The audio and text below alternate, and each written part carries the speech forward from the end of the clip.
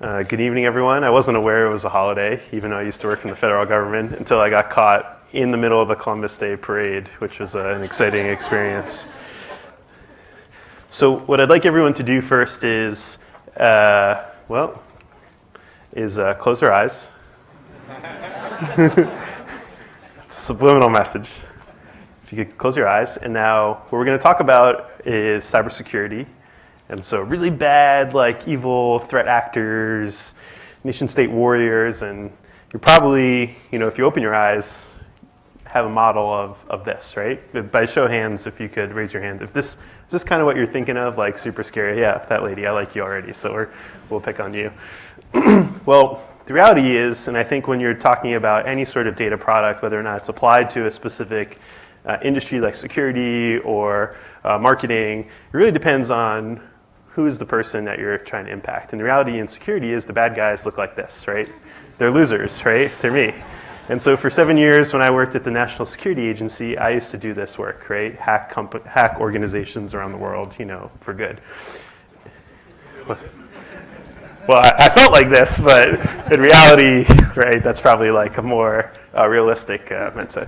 So I just want you to keep that through you as we kind of talk through this a little bit, that who the other person is, right? Who we're trying to first acquire data on, then how we're trying to interpret it, and then turn it into actions, really depends on our mental model of who the bad guy is, right? And so in this case, it's just a human, right? Cyber actors are no different than you and me, right? Which means that they open themselves up to a variety of predictable human patterns that can be observed in data that's very different from the way the security industry handles them today, right? Oop. This is got a hot mic, right? So we live in a world today where you can open the newspaper and learn about a new company that's had a data breach. And the thing that's really interesting about that is these companies are learning about these breaches at a point when they can't do anything to change the outcome. And there's nothing that distinguishes the companies, right? It's everyone from the White House to Lupe, a subsidiary of Samsung, to Sony, right, famously, to Smucker's Jam, right, which is sort of my favorite example on this. No matter how big the company is, what it is they do, right, what their market cap size is, attackers are using their imagination to successfully complete their goals, right? And so what really distinguishes cyber attackers from defenders is this sort of lack of imagination, right? Seeing the outcome, right, the goal of their campaign, whether it's to steal intellectual property, to steal financial data or personally identifiable information like credit cards, right, or to cause some sort of physical destruction, because of the explosion of information and sort of the interconnectedness across companies and the opportunities for it, they're seeing those opportunities everywhere, but we're responding to it in a very sort of predictable way, right? And that predictable way is to think about the network in these sort of boxes, right? There's a line of demarcation, which is my company versus the internet. The internet typically in IT security is bad, right? It's the kind of the bad unknown. And everything in my network is something I can lock down, right? And I can have control over. And so over the last 10 or 15 years, we've seen this evolution of firewalls to web proxies to IPSs to antivirus, right, et cetera, on and on and on. But if you follow that trend, right, what we're doing really is we're retreating, right? We're going the other way. And we're moving further and further into the network to identify attackers at a point where if we catch them, there's a lot of damage that's already happened, right? And so again, we end in a place where we can't change the outcome. And what we really want to do is kind of go the other way, right? And kind of work backwards beyond the firewall out into the place of origin where the attacks come from to have that opportunity. And that's been made possible, I think, in the last maybe 8 or 9 years since Google published the Big Table paper and the MapReduce paper and some of those early big data papers which have spawned this community and all the great technological revolution. Now it's more possible to kind of look out to the other side, right? So a couple of interesting things about attacks though, right? All of the things here, right, those boxes, they really represent what I would call a microscopic view of security threat. Right? They're all focused on finding minute technical details like malware or system registry keys or patterns within the network that are about inferences or about details that are really easy for the attacker to change, right? But if we take a step back and if you change the angle of vision or how you think about this problem, right, and you focus more on the behaviors and about the delivery versus the payloads, you'll see that there's something very common, which is, you might not know this, but 97% of all attacks begin with phishing. So raise your hand if you know what phishing is. Okay, well, there's a few people that didn't raise their hands. So phishing is basically some lure to an employee at a company or to any user on the World Wide Web, either through email or others, that they click on the link and get exploited. So 97% of all attacks, right, start with this very vanilla, basic way, which hasn't evolved since I was trolling girls in AOL chat rooms, right? Exactly, right? Good joke. Second, that if you send just 10 messages to a company, there's a 90% success rate that one of those users is going to click. And it takes less than 90 seconds. Is this videotaped, by the way? Oh.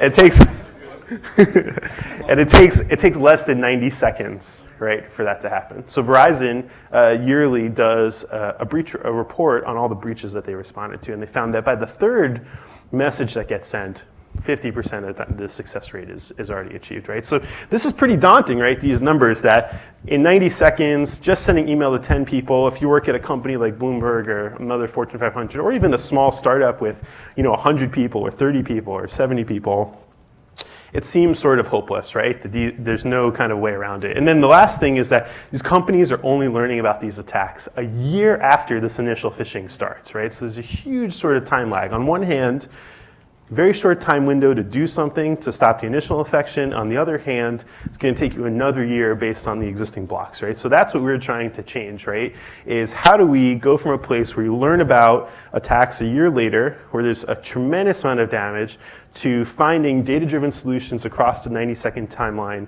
where we can change those outcomes for companies, right?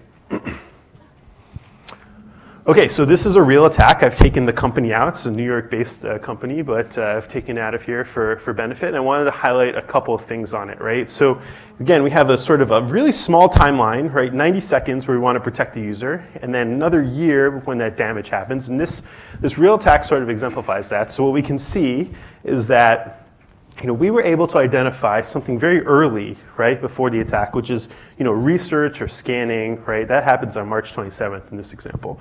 And then about a week later, that phishing campaign is successful and an early implant is able to get into this company's network, right? So there's a week there, right? That's an opportunity, as we see it.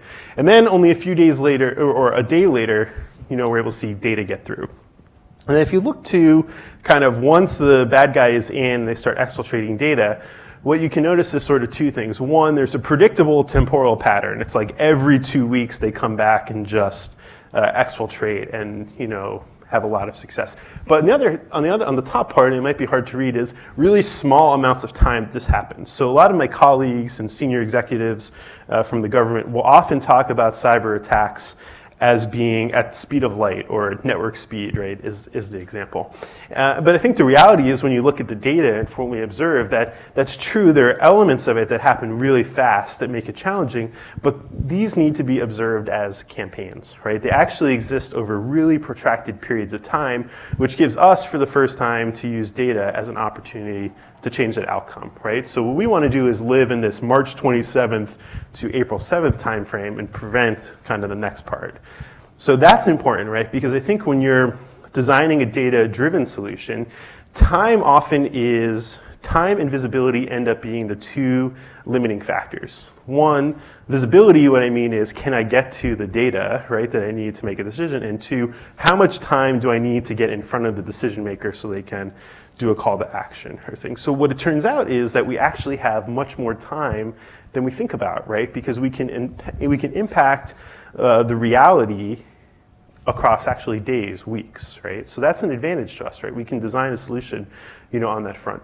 But the key really for these types of solutions now has to be to really embrace the true meaning of big data or web scale data or some other moniker for it, and change the angle of vision. So rather than looking inside the network, right, rather than making inferences about enterprise network data or looking at microscopic details like malware, what's happening on specific hosts within a 30, 40,000 host environment, let's look out to the more common behavioral patterns that exist on the World Wide Web, right? And so I touched on this a little bit, but what it really comes down to are these two key factors, right? One, visibility, right? Tuning the system to capture, right? And to do that at scale to avoid inferences. So you can call that like the big data bucket. But more so, I think what people less appreciate, maybe they do in this group, is how do I get the data, right? Or where do I look, right? That often is more important. And then the second part is, what do I do with it, right? And so what we try to do is move beyond statistical inferences, right? And get more to deep learning models or recurrent neural networks that allow us to embrace the evolving nature, right, of what's happening versus building into sort of a baked kind of component. So I think one thing that's really interesting often is to look at the reverse. You like this graphic? Yeah.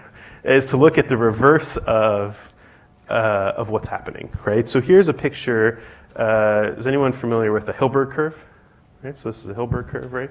And so the key here is this is activity or hosts across the World Wide Web that are active, right? And so one thing that we want to do is, can we capture or picture the entire internet, right? It seems sort of daunting, right? It's this kind of vast space. It's almost like a solar system, right, of technology. And so a lot of people think it's impossible, right? It's impossible to find all these nooks and crannies. But what you see when you observe it is there's a lot of dead space, right? And so oftentimes in these sort of data-driven solutions, from my experience, the zeros or the lack of data can be just as important, right? Because there are huge swaths of area where there is no activity, and they're just as important as the areas that are highly active, right? And so we want to kind of be able to balance both. So what we've been able to do is capture the entire internet, right? In a way that maybe you would think Google or others do, right? And to do that for a very specific sort of security purpose. And the second is to apply those learning models, right, so that we can do what we would describe as detection or make decisions easier. And so doing that, what we find are these really significant time delays. So this is just from like a 1-week sample of things that my company has identified, but what you can see is there's some really interesting things, right?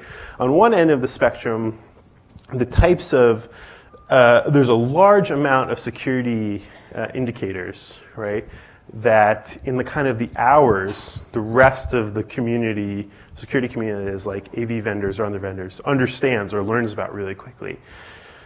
So, you would think that even what you want to do is have as much, advantage as possible. But even a few minutes can make the difference to a company being impacted or an individual being impacted, right? But then there's this long tail of things that persist for months or for quarters afterwards, right? And so these behavioral looks that we've taken give us that opportunity to offer solutions that are, one, unique, and then two, exploit this time advantage, right? So, sort of same type of thing, right? I think that the key here, right, as you all think about the solutions that you're putting forward, is understand the person, right? What is the scale that they operate against, that you need to operate against, and then to really apply who are they, and can you put things forward that will allow you to make the best outcome. So I think that's it in terms of my slides. Thanks. Thank you very much. Yes, this is a chair. I'll just ask one question and then I'll open it up to people. Thanks for doing this, not as a company pitch, but now is your moment. Tell us about the company, how long you guys have been around, what exactly you do, which, tell us. Oh, I thought that was like a great company pitch, personally, but no, I was kidding. Actually, is the best company pitch ever. I'm just kidding. So Area 1 is a company that I co-founded. I'm the CEO of. We're based in Silicon Valley. What we focus on are phishing attacks. That's sort of first part of that timeline that we showed there.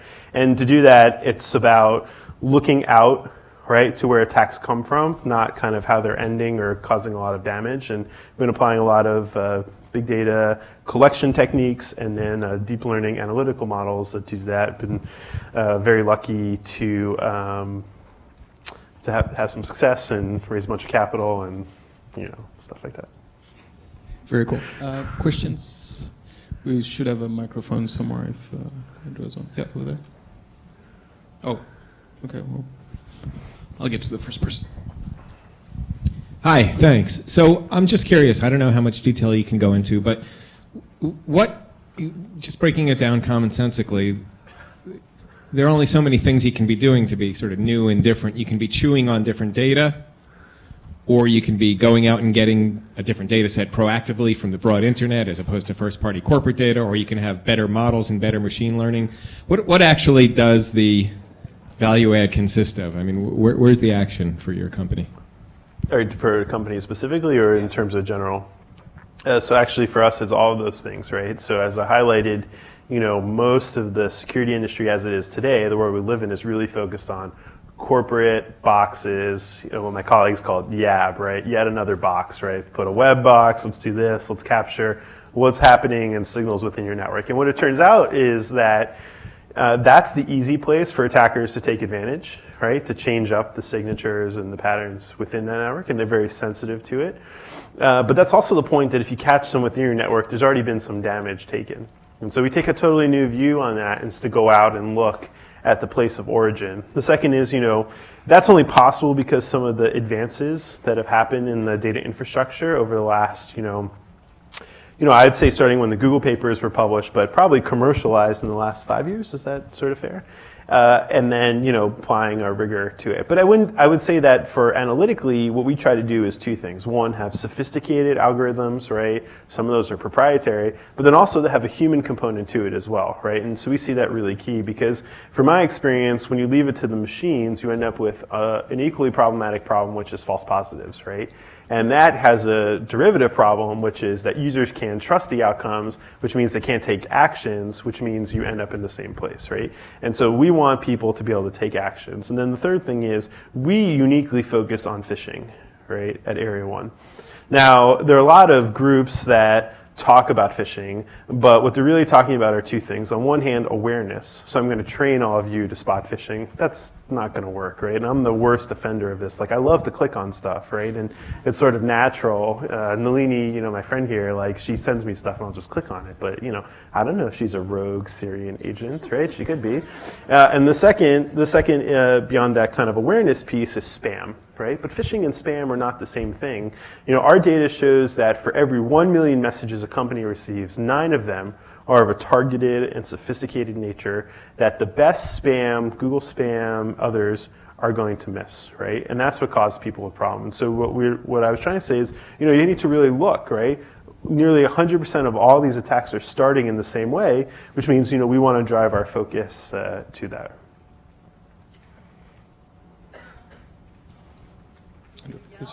No, it's a microphone coming to you in just a second. Sorry, maybe this is a dumb question because I'm not a data scientist, but can you talk a little bit more about how you're looking at the dead spaces in the map and how you're using that? Yeah, so I think that's like the most interesting area in all of data science, right? And people typically, in my experience, overlook that, right? So when I worked for the National Security Agency, right, we would get these sort of results, which there are no results, right? And so emotionally, a lot of folks would look at that and they would say, oh, like there's something wrong, right? But sometimes no results means a good thing, like it's not happening. Right? This thing, it didn't exist, right? So that can be powerful. And so what we try to do is to embrace that, to say in the areas where there is no data, there's two things that are happening. Maybe there is no data, right, which is okay, so you can shift focus to another area. Or two, you want to refine the sort of sensor platform that you're building to capture that. So I think you just need to appreciate it and not look at zeros, right, or nulls like, in your results as being purely negative. They can be reinforcing that this doesn't exist, meaning that, there's another outcome. Is that helpful? Okay. And for us, whichever is. Hi. So I think you were showing a map of IP addresses. Is that what the blank spaces were? Yeah. So there's obviously much more to it. You're not just saying that hackers or phishing expeditions will come from one IP address and they'll come back from the same address. What are you using the IP addresses for, that you suddenly see traffic from a blank space and therefore it must be suspect? Or, I mean, there's botnets, there's VPNs, there's lots of ways of spoofing where you're coming from. There's much more subtlety to... Yeah, so that chart, what I'm trying to say is just two things, right? Which is, one, for the first time in the way we think about solving these problems, we can analyze the entire internet, right? And the second part of that is there are huge swaths of the internet that do not operate. And there's a lot of historical reasons for that. So organizations like the Department of Defense and MIT have been allocated by ICANN just like huge blocks of the internet that they're just not using, which means that attackers also aren't using those spaces, right? And so computationally, we just sort of embrace that. I'm not trying to say anything more than that. Certainly all the things that you mentioned are issues in creating true signal there, but I was just trying to say, hey, look, we can look at the entire internet, and what we see is that there's some highly active areas, which are areas where we want to focus or look for different things, but then there are whole areas like that they're basically dark, right? And they're never going to be anything more for a variety of reasons, and that's equally as important. But the key breakthrough, I think, is every 2 weeks, we have the ability to analyze the entire internet in real time. Right? And you couldn't have done that 10 years ago, right? Or certainly not without an awesome supercomputer. And we don't have that kind of money, so. Great. It's actually, unfortunately, all the time we have. We'll keep it going, but you're going to be around, right? Right after this? Drink beer and pizza? All right, thank you very much. Thanks, man.